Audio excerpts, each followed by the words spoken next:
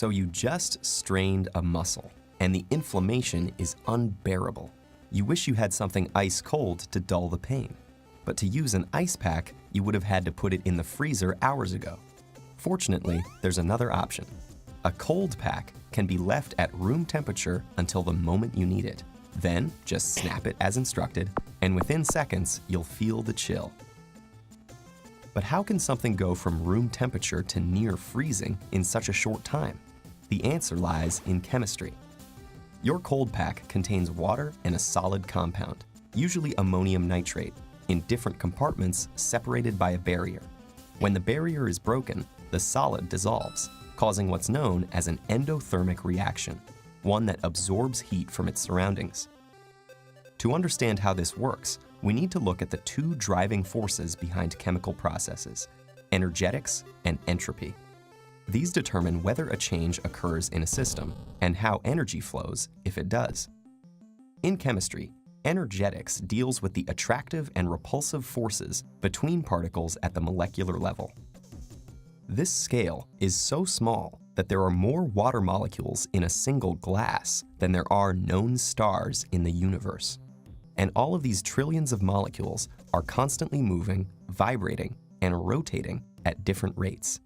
We can think of temperature as a measurement of the average motion or kinetic energy of all these particles, with an increase in movement meaning an increase in temperature, and vice versa. The flow of heat in any chemical transformation depends on the relative strength of particle interactions in each of a substance's chemical states. When particles have a strong mutual attractive force, they move rapidly towards one another until they get so close that repulsive forces push them away.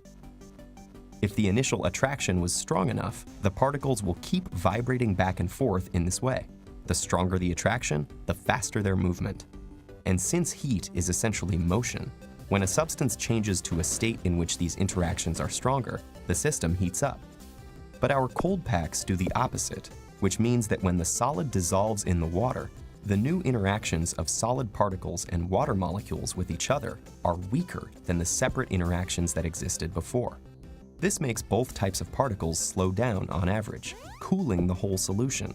But why would a substance change to a state where the interactions were weaker? Wouldn't the stronger pre-existing interactions keep the solid from dissolving? This is where entropy comes in. Entropy basically describes how objects and energy are distributed based on random motion. If you think of the air in a room, there are many different possible arrangements for the trillions of particles that compose it. Some of these will have all the oxygen molecules in one area and all the nitrogen molecules in another. But far more will have them mixed together, which is why air is always found in this state.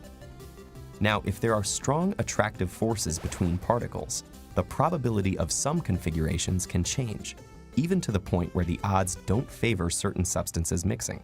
Oil and water not mixing is an example.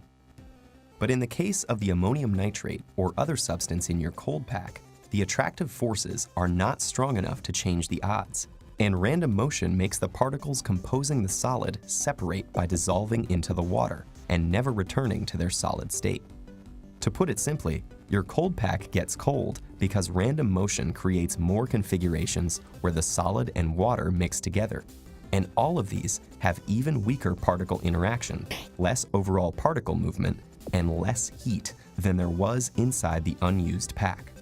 So while the disorder that can result from entropy may have caused your injury in the first place, it's also responsible for that comforting cold that soothes your pain.